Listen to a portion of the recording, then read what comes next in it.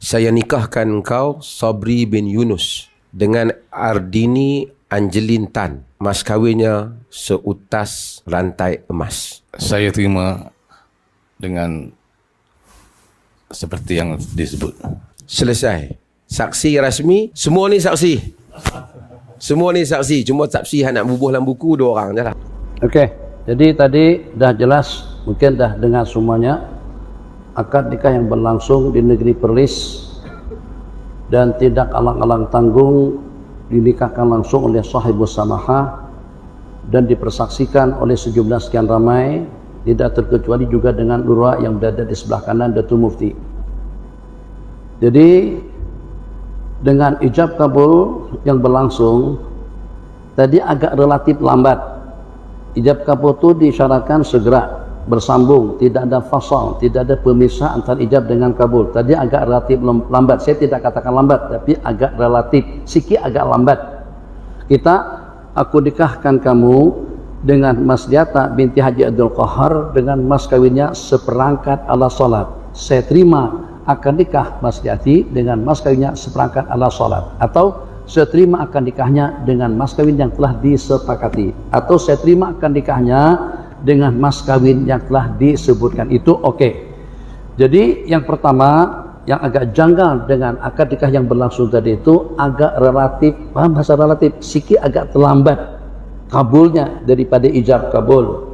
Jadi seperti menjawab salam itu segera, seperti ijab kabul itu juga segera. Tadi itu agak lambat sedikit. Saya tidak mempermasalahkan daripada sudut situnya, tapi itu secara ihtiyatnya eloknya diulang sekali lagi.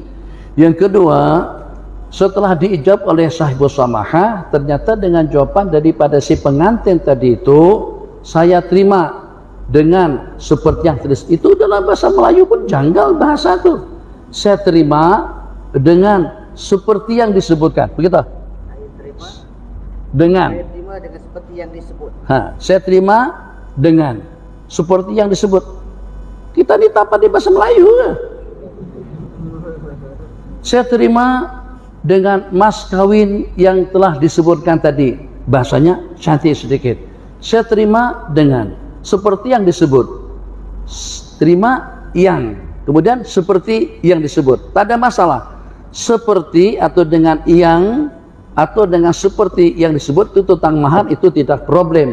Tapi kalau dalam bahasa Arab ada yang namanya fi'il, fa'il, maf'ul. Di situ tidak ada maf'ulnya. Terima apa? Aku terima apa? Terima duit, terima kereta, terima loan, terima pinjaman. Jadi kena ada sebutkan maf'ulnya. Aku terima akad nikahnya dengan mas kawin yang disebutkan tadi. Itu okey. Itu okey. Jadi yang mensahkan, kalau disahkan oleh sesiapapun tetap tidak sah. Apalagi secara pasti itu tidak sah. Kenapa jadi tidak sah? Satu, seperti yang habis sebutkan tadi itu, seperti yang disebutkan agak relatif lambat. Okey, itu kita tasamu tidak terlalu masalah sangat sebab ikut uruf. Mungkin uruf kalau seperti di negeri Perlis tak apa, lambat-lambat sedikit seperti itu. Okey, tasamu. Tapi pada saat ketika menerima maf'ul bihnya itu kita kena sebut. Dalam bahasa Arab pun qabiltu nikahaha li nafsi, atau qabiltu nikahaha bil mahril musamma, atau qabiltu nikahaha bima dzukir. Aku terima akan nikahnya dengan mas kawin yang disebutkan. Tak mesti sebut mas kawin secara rinci, dengan mas kawinnya seperangkat Indonesia, seperangkat alat salat, seuntai cincin emas, dan juga dengan seuntai berlian panjang. Jadi pada waktu menjawabnya, as-su'alu mu'adun bil jawab, itu kalau dalam bentuk pertanyaan. Ini bukan dalam bentuk pertanyaan, ini dalam bentuk ijab kabul. Maka pada waktu kita menerima, tidak mengapa dengan kita menerima tentang mahar yang disebutkan tadi itu kita tidak rincikan. Saya terima akad nikahnya dengan mahar yang telah kita sepakati. Okey. Aku terima akad nikahnya dengan mahar yang telah disebutkan tadi pun juga okey. Bil mahril mazkur atau bidzalik, dengan yang demikian. Tapi aku terima dengan seperti yang disebut, itu kita pun susah paham. Okey, Kalau ada yang mengesahkan, sementara ulama mengatakan tidak ada maf'ul bihnya, maf'ul bihnya itu maksudnya pelengkap daripada kabiltu. Kabiltu ada nikahaha, jadi maf'ul bih. Nikahahanya tidak disebut di situ. Kabiltu apa saja masih mubham. Berarti Datu Mufti tolong dibetulkan, kalau tidak, sejak daripada malam mereka berhubungan itu adalah zina. Salam doktor. Waalaikumsalam. Soalan luar tajuk. Betul ke perkahwinan Abang Sabri Yunuh dan Puan Angeline Tan tak sah? Dan ada yang kata sampai boleh jadi tahap zina. Sebenarnya video ni saya tengok dah petang hari. Sebab disebut nama saya dan juga nama Sahibus Samaha Mufti Perlis. Yang sebut ni adalah seorang ustaz daripada Indonesia. Saya tak pasti dia ada di sini ataupun dia di Indonesia. Tapi nampaknya dia komen isu ni. Dan daripada video dia tu saya tengok emosi lah dia. Sungguh-sungguh sangat dia bercakap sampai suara pun tinggi sehingga jadi halus suara dia. Saya dengar tu macam saya pun agak terketawa sikit lah mendengar suara dia tu. Isunya ada dua. Saya sekadar yang saya dengar video dia tu ada dua isu yang dia bangkitkan. Isu yang pertama dia kata secara relatifnya ada kelewatan di antara ijab dan qabul. Tetapi dia bangkitkan isu tu lalu dia kata dia tak permasalahkan sangat kerana mungkin diterima di Perlis. Sebenarnya kalau siapa tengok, saya sendiri ada. Saya duduk di sebelah Mufti Perlis pada ketika itu, Mufti berada di sebelah kiri saya.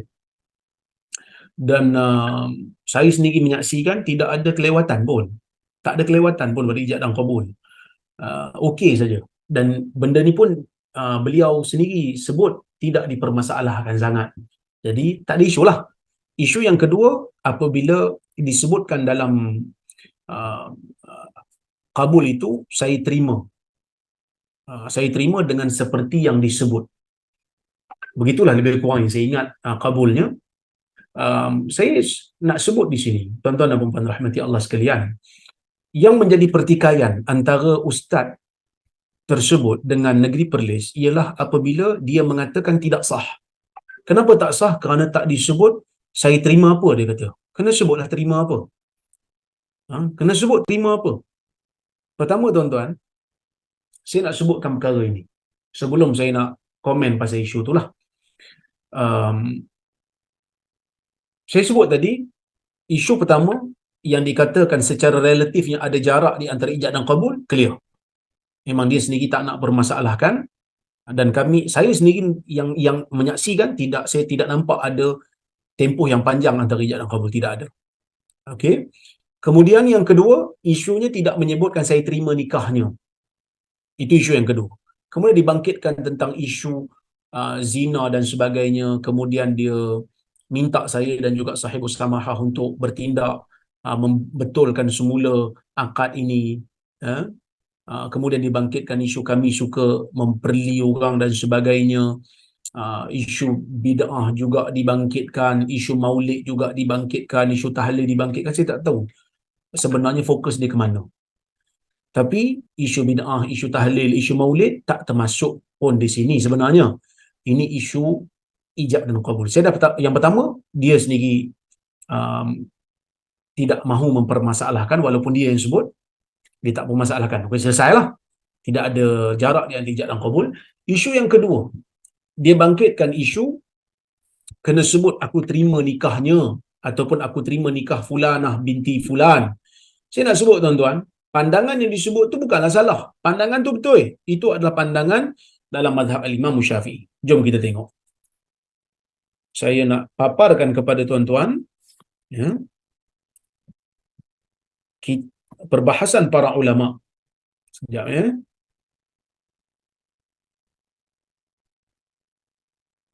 supaya kita boleh sama-sama nilai. Saya buka kitab Mausu'ah Al-Fiqhiyah Al-Kuwaitiyah.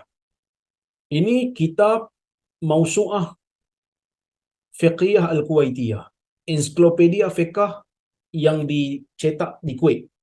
Bukan di Saudi. Kalau Saudi bolehlah kata Wahabi. Ini Kuwait. Okey, pada bab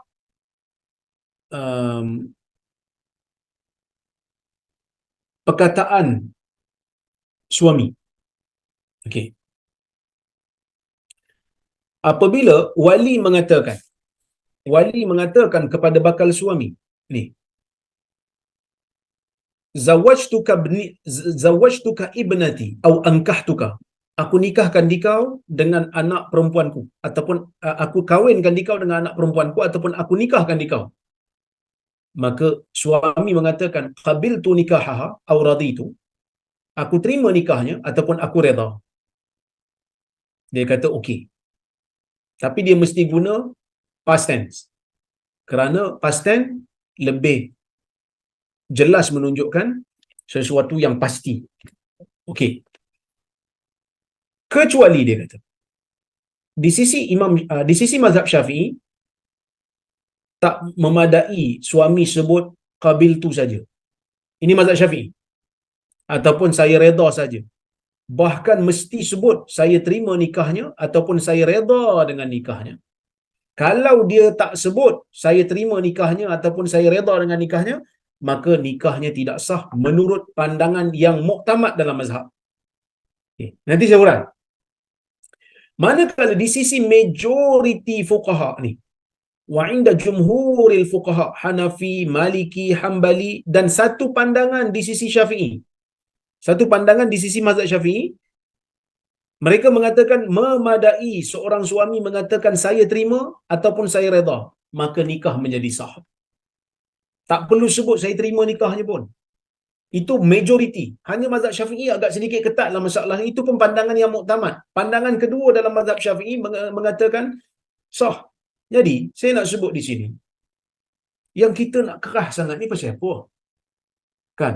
Yang kita nak paksa orang ikut pandangan yang kita pegang, sedangkan kita ni bukanlah waliul amri. Saya tak ada masalah orang nak pegang dengan pendapat mazhab Syafi'i, nak diundang-undangkan untuk tempat dia. Kalau dia betul-betul waliul amr, dia mufti ataupun dia qadi ataupun dia pemerintah, nak jadikan satu mazhab itu dipegang, dijadikan undang-undang di dalam negeri, tak ada masalah. Tapi yang dia nak pergi komen isu negeri orang ni pasal apa? Di Perlis, kami menggunakan mazhab majoriti ulama dalam masalah ni. Jadi, kalau tak sah di sisi mazhab yang muktamad dalam mazhab Syafi'i, pandangan kedua dalam mazhab Syafi'i, pandangan majoriti ulama dalam mazhab fiqh mengatakan sah. Yang kita pergi kait dengan zina ni pahal pula. Jadi bagi saya, kata-kata ini seolah-olah kata-kata yang sangat biadab kepada ulama-ulama, kepada majoriti ulama saya katakan.